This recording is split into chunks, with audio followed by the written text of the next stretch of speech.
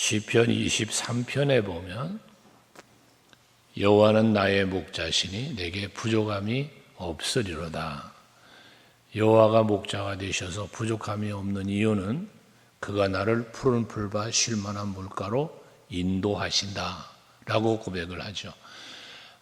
목자가 있는 양은 목자가 보호하고, 그래서 어떤 사나운 짐승들이 해하지 못하도록 보호하기도 하고, 또 먹을 풀이나 마실 물이 있는 곳으로 인도를 하죠. 그래서 양이 잘 살 수 있도록 돌보는 일을 목자가 합니다. 그런데 여호와가 목자가 되신다 하니 여호와께서 보호하고 늘 인도하시면서 필요에 따라 은혜를 베풀어 주심을 말씀하고 있는 것입니다. 근데 오늘 31절 말씀에 보면 예수께서 너희가 나를 다 버릴 것이다 라는 말씀을 하시면서 내가 목자를 치리니 양의 떼가 흩어지리라 하였느니라 라고 말씀을 해서 스가랴서에 있는 말씀을 인용하여 선지자를 통하여 예언하신 말씀을 인용해서 목자를 너희들이 잃게 될 것이라는 거예요. 그 목자가 누굽니까? 바로 예수시죠. 예수께서 십자가를 지고 죽으심으로 우리의 목자 되시는 예수가 우리 곁을 떠나게 되는 상황을 말하는 거예요. 그렇게 될 때에 너희들은 다 흩어지게 된다는 것이거든요. 근데 그때 너희가 나를 버린다라고 하는 말은 예수께서 십자가에 달려 죽으실 때에 그 고난을 당할 때에 제자들은 다 예수님을 버리고 도망치고 부인하고 그랬잖아요. 뒤에 또 얘기가 나오지만 그걸 미리 예수님은 아시고 말씀을 하고 있습니다. 목자가 있는 양은 보호받고 인도를 받지만 목자가 없는 양들은 오늘 말씀한 대로 보호받지 못하고 흩어지고 그리고 길을 잃게 되어 있습니다. 방황하게 되어 있다는 말씀이죠.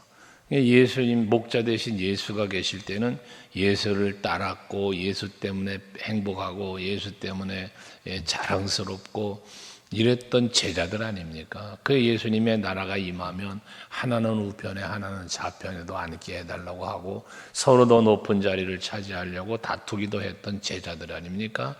더 예수님께 가까이 더 예수님께 인정받고 그러려고 했던 제자들이잖아요. 그런데 저들이 다 예수님을 버리게 되어진다는 것이거든요. 목자 없는 양이 되어지고 만다는 거예요. 이사야서 53장 6절에 보면 우리는 다 양 같아서 그릇 행하여 각기 제 길로 갔거늘 우리 모두의 죄를 그에게 담당시키셨도다. 예수님께서 목자셨던 예수가 우리 곁을 떠나고 십자가를 지시는 것은 우리의 죄 때문이란 거거든요.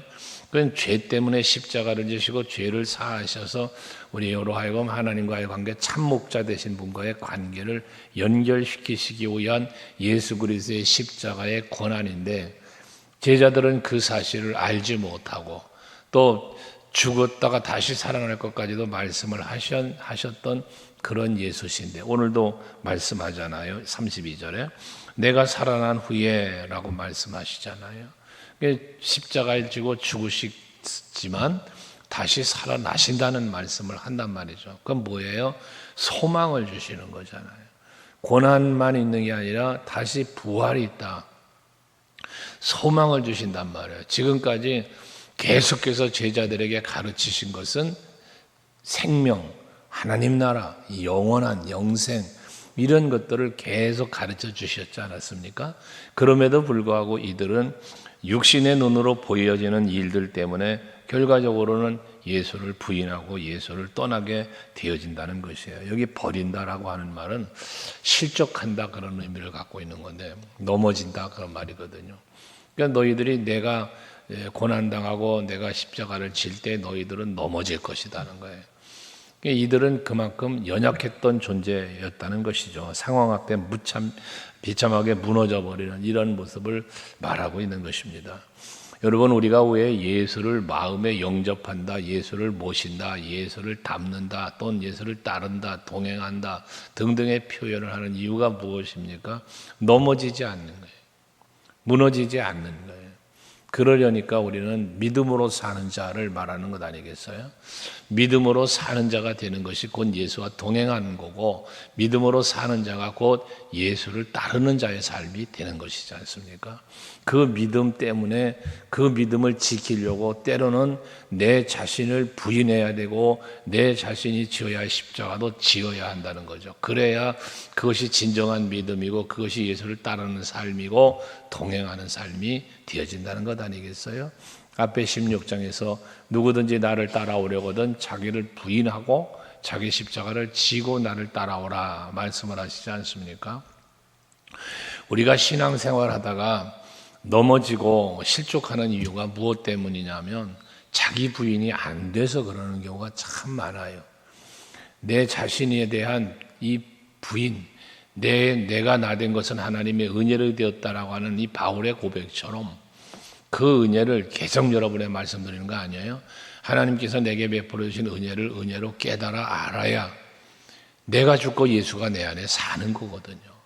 그것이 내가 살 길이고 그것이 복된 삶이라는 사실을 우리는 알기 때문에 믿기 때문에 그렇다고 말이에요. 그런데 내가 부인되지 않으니까 예수님은 십자가에 우리하여 죽으시고 다시 살아난다는 말씀을 하는데도 이들은 그거는 상관없고 그저 누가 더 높고 누가 더 권세 가지고 사느냐는 부분 갖고 싸우기나 하는 제자들의 모습. 예수님은 그래서 이러한 연약한 자들을 알기 때문에 사도행전 1장에서 너희들에게 약속한 성령을 받기 전에는 예루살렘 떠나지 말라라고 말씀을 했던 거거든요.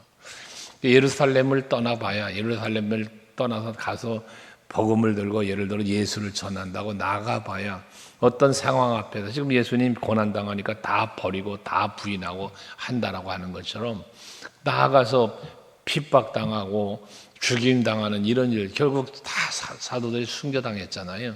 그런데 그런 일을 당할 때 성령을 받지 못하면 도망을 치고 또 그만 포기하고 이럴 수 있는 상황들이 되기 때문에 성령을 받아야 권능도 받고 그래야 예수의 증인으로 땅끝까지 이르르는 그런 삶을 살 것이라는 말씀도 하신 거거든요. 어쨌든 예수께서는 이 제자들이 자기를 버리고 부인하고 그럴 것을 말씀을 하는데 베드로는 그러한 말씀을 듣고 33절에 보면 모두 주를 버릴지라도 나는 결코 버리지 않겠나이다 라고 말을 해요. 여기서 베드로의 이 표현을 들어보면 반복된 표현을 다음에도 나오는데 제자들과 비교를 하는 거예요. 너희들이 나를 다 버릴 거야 라고 예수님 말씀하잖아요. 그 다 버린다는 얘기는 베드로도 거기 포함되어 있단 말이죠. 그러니까 베드로는 말하는 거예요. 저 사람들 다 버려도요 나는 예수님 결코 버리지 않을 겁니다 라고 말하고 있다는 것이에요. 결과적으로 이것은 무엇을 말하는 겁니까? 교만한 거예요. 나는 아닙니다라고 하는 그 교만함을 베드로가 가지고 있었다는 이야기이거든요. 그러니까 이 사람들 다 버려도요 나는 안 버려요. 저 사람들과 나는 달라요 라는 이야기를 하는 거죠. 저들은 믿음이 약하고 저들은 예수님을 잘 몰라도 나는 알아요 라고 하는 이러한 부분에 대한 자기 어필을 하고 있는 것이죠. 이러한 모습을 보면서 이 겸손하지 못한 베드로의 모습을 보게 되어지는데 왜 그럴까? 자기 자신을 살피질 못하기 때문에 그러는 거예요. 앞에 자기 부인 이런 부분들 그 이야기가 왜 나왔어요? 누구든지 나를 따라오려거든 자기를 부인하고 자기 십자가를 지고 나를 따라오라는 말씀이 예수께서 하신 이유가 어디 있었습니까? 베드로 때문이잖아요. 주는 그리스도시요 살아계신 하나님의 아들이라는 그 멋진 믿음의 고백을 한 베드로를 예수께서 크게 칭찬하셨잖아요. 바요나 시몬아 내가 참 복되다고 하시면서 천국 열쇠까지 주시면서 내가 네 그 이름을 반석이라 하면서 그 반석에 내가 교회를 세우리라 라고까지 이 예수께서 오셔서 사역하실 때 제일 처음 교회라는 단어를 사용한 게 그때예요. 마태복음 16장 18절에서. 그러면서 그 교회를 세우는데 이 교회는 음부의 권세가 해하지 못한다고 하는 이 엄청난 칭찬과 언약을 받은 게 베드로란 말이에요. 그러니까 얼마나 베드로의 고백이 예수님 마음에 들었으면 그제야 예수께서 비로소 자기가 죽어야 될 것을 그리고 부활할 것을 비로소 말씀하셨다는 거잖아요. 야, 이 정도의 믿음의 고백을 하면 내가 이 말을 해도 받아들이고 나를 따를 수 있겠구나 믿으신 거죠. 기대를 하신 거죠. 하지만 예수님이 죽을 것을 말씀하니까 베드로가 어떻게 돼요? 예수께 가나여 가로되라는 표현을 했는데 그때 보면 그 예수께 가나여다 말은 예수를 꾸짖었다는 얘기예요. 야단쳤다는 거예요. 결코 예수님 그런 일이 일어나면 안 됩니다. 왜? 예수님이 죽으신다니요. 죽으면 나는 뭐예요? 우리는 뭐예요? 지금 예수님 믿고 따르면서 하나는 우편 하나는 좌편에 있을 계획을 하고 지금 있는데 예수님이 죽어버리면 우리가 뭡니까? 여기 다윗가 나를 다 버리리라라고 하는 이러한 상황이 벌어지는 거잖아요. 벌써 그 말 한마디에. 그때 예수께서 나를 따라오려거든 자기 부인하고 십자가 지라고 했던 거거든요. 근데 여기도 마찬가지예요. 너희가 나를 다 버린다 그러니까 베드로는 나름대로 저 사람들은 몰라도 나는 아니라는 이런 얘기를 한 거거든요. 저 사람들과 나를 뭐 했어요? 비교했다는 거예요. 이게 교만의 하나의 요소예요. 여러분들 항상 자기 자신에 대하여서도 그렇고 또 자녀들에 대해서도 그러라고 그랬잖아요. 항상 하나님 앞에서 나는 절대적 평가가 이루어져야 돼요. 비교 평가하면 못 써요. 남들과 비교하는 비교 평가를 하면 때로는 내가 교만해지기도 하고 때로는 내가 절망하거나 낙심하거나 자기 비하에 빠지기도 해요. 반대로. 이 비교하는 건 그래서 안 좋은 거예요. 절대평가가 이루어져야 돼. 하나님 앞에 나. 그래서 하나님이 누구시며 나에게 어떤 분이신가 라는 이 부분을 여러분이 항상 생각을 해야 된다는 거예요. 그래야만 내가 나에 대한 절대평가가 이루어져요. 거기서 나는 하나님의 자녀. 예수님은 나 때문에 죽어서 우리 때문에가 아니에요. 나 때문에 예수님 죽으신 거예요. 그러니까 이게 하나님 앞에서 말씀 앞에서 언약 앞에서 내가 주인공이 되거든요. 그럼 이 주인공이 된다고 해서 내가 교만해진다? 그게 안 되는 거예요. 그건 뭐냐? 왜 내가 아까 얘기했지 사도 바울이 고린도전서 15장에서 말하는 내가 나 된 것은 하나님의 은혜로 되었다. 이 고백이 뭘 만들어요? 나를 겸손하게 만들거든요. 낮아지게 만들거든요. 내가 날마다 죽는다잖아요. 그러면서 자기 자신을 살피고 또 살피니까 나는 죄인 중에 괴수라고 그러잖아요. 디모데전서에 보면. 그만큼 자기를 살피는 자가 될 때 그 은혜 앞에 내가 있고 그 하나님의 그 은총 속에 내가 있기 때문에 겸손해질 수밖에 없는 거라 그 말이에요. 그런데 베드로는 이제 그러지 못했다는 거거든요. 누가복음 18장에 보면 8절 이하에 8절 바리새인과 세리의 기도하는 모습을 예수께서 말씀하시잖아요. 성전에 바리새인이 기도하러 왔고 세리가 기도하러 왔어요. 그런데 그 기도를 하는데 세리는 앞에 서서 성전 앞에 나와 서서 하나님 앞에 기도를 하는 거예요. 나는 저 세리와 같지 않습니다.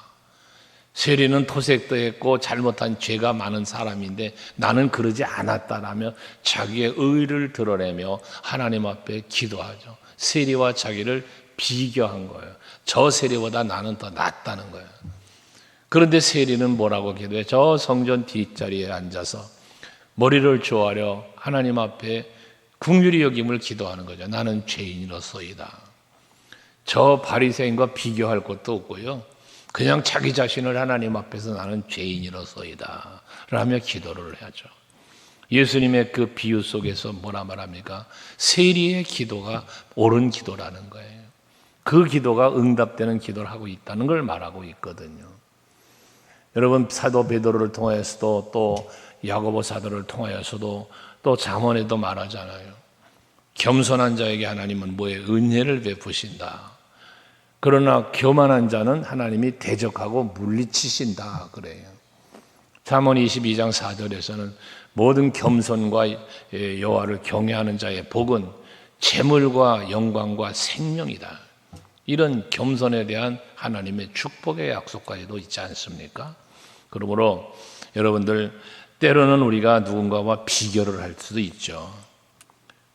그러나 그 비교하는 것이 나의 교만에서 나오는 비교는 옳지 않다. 그리고 또한 반대로 비교하면서 나를, 저 사람은 저렇게 참 괜찮은데 나는 뭐야, 자기 비하도 옳지 않다. 항상 하나님 앞에 나 자신이 주인공 되어 설 수 있는 여러분이 돼야 돼요.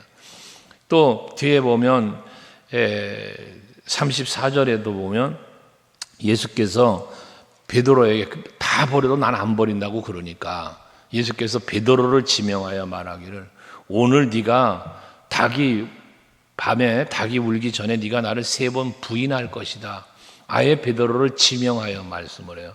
베드로는 쟤들을 다 버려도 나는 안 버려요 라고 말하는 베드로에게 예수님은 지명을 해요. 베드로, 너는 말이야 오늘 밤에 닭이 울기 전에 나 3번 부인할 거야 라고 이야기를 하는 거예요. 그래서 보통 이 닭이 울기 전이라고 하는 건 팔레스타인 지방에서의 닭이 운다라는 시간을 12시에서 새벽 3시 사이를 말한다고 그래요. 그러니까 이 밤이 새기 전에 닭이 울 건데 너 그때 밤이 지나기 전에 너는 나를 부인할 거라는 이야기를 하는 거죠. 이것은 예수님께서 베드로에게 하시는 말씀인데 베드로의 연약함을 알고 계신 거예요. 그러니까 이 말씀을 예수께서 하시면 어떻게 해야 됩니까? 주여, 예수님은 나를 아시고 모든 걸 아신다고 인정이 하면, 이 말씀 하실 때는 뭔가 의미가 있고 또 그런 자기를 살피면 주여, 내가 그렇게 하지 않도록 내게 은혜를 주세요, 나를 지켜주세요 하며 예수 앞에 무릎 꿇고 기도를 해야 되죠. 매달려야죠.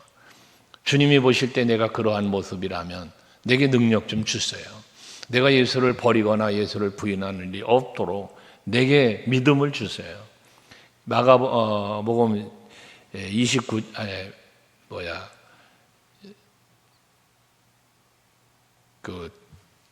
아들의 병을 고쳐달라고 찾아왔던 아버지의 모습, 마가복음 9장인가요? 거기 보면 그러잖아요. 그 아버지가 제자들에게 병을 고쳐달라고 왔지만 못 고쳐주잖아요. 그때 변화산에 갔다 내려오는 예수님을 만나가지고 제자들한테 와서 내가 아들을 좀 고쳐달라고 했지만 고치지 못합니다. 근데 선생님, 할 수 있거든, 우리 아이 좀 고쳐주세요 라고 말할 때에, 할 수 있거든이 무슨 말이냐, 믿는 자에게는 능치 못함이 없느니라는 말씀을 하며 그 아버지의 믿음이 부족함을 꾸짖을 때에 아버지의 이야기, 저는 여러분 그 아버지의 그 말이 얼마나 복된 말인가 보세요. 주여, 나의 믿음이 연약함을 도와주소서, 내가 믿겠나이다 라며 말하잖아요.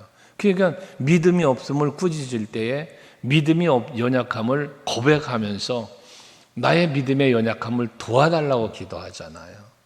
베드로가 바로 그랬어야 된다는 거예요. 그런데 지금 그러지 않고 뭐라고 말합니까? 35절에 보면 내가 주와 함께 죽을지언정 주를 부인하지 않겠나이다 라고 또 이런 고백을 하는 거예요.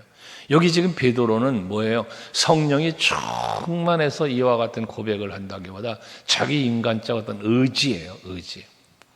그러니까 예수님에 대한, 이분이 지금 죽고 살고 하는 문제가 아니라 예수님은 대단한 분이야, 이분하고 함께 해야 내가 살아, 이런 마음이죠.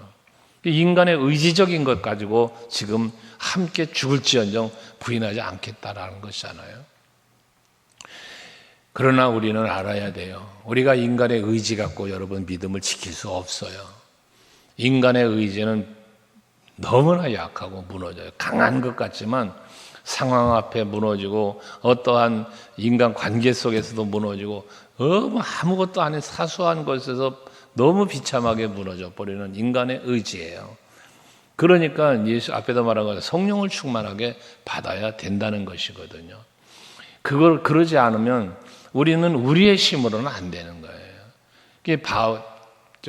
다윗이 다윗 될 수 있었던 거, 왕이 되고 여러분 믿음의 예수 그리스도의 조상의 이름이 올라갈 수 있었던 이유가 뭡니까? 항상 하나님을 모시고 항상 하나님과 함께하는 삶을 살았어요. 그러니까 하나님이 나의 도움이시다, 하나님이 내 편이시다, 하나님 나의 힘이시다, 피할 바위다, 이런 고백을 하는 거 아닙니까?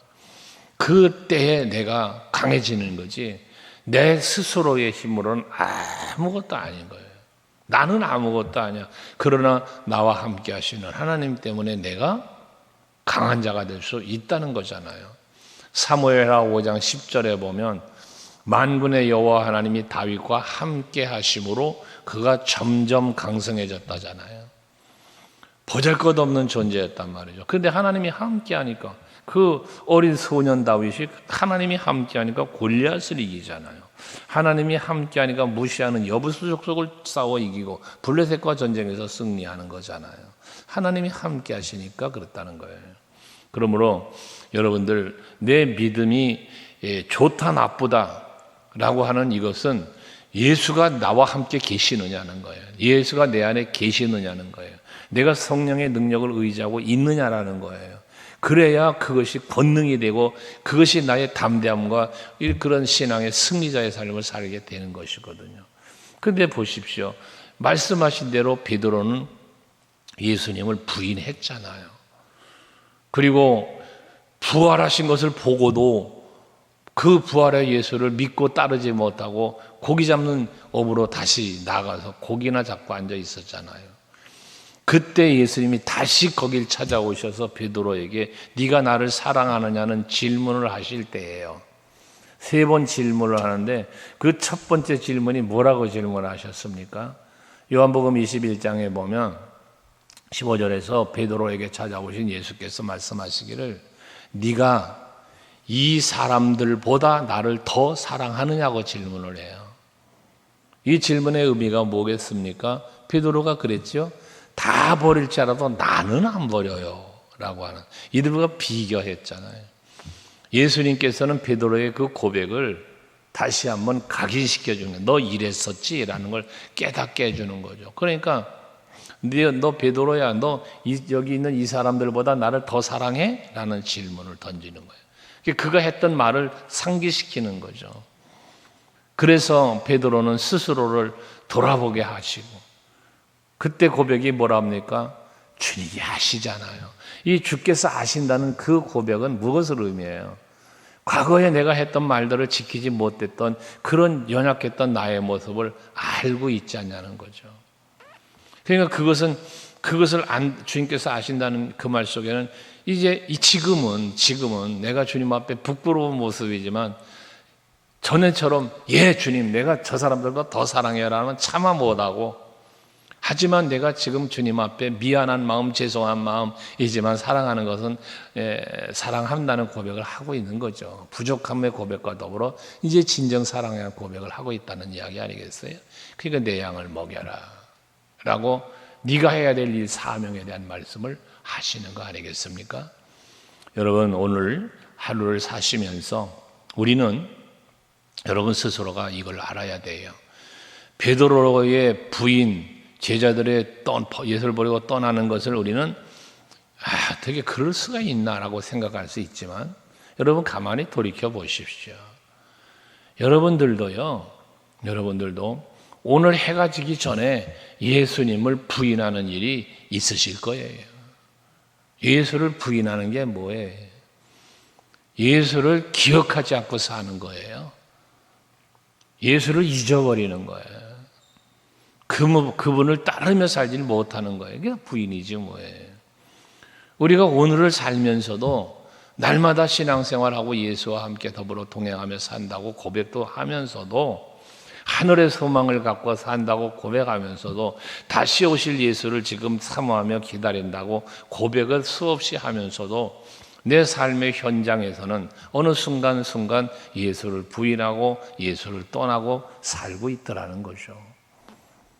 그러면서도 우리는 그 사실들을 또한 이렇게 예배하며 말씀을 묵상하면서 그런 부분들을 다시 한번 깨달으면서 회개도 하고 다시 한번 예수와 가까이, 예수와 함께 살아가는 삶의 자리로 나아가도록 힘쓰는 우리가 되는 거예요.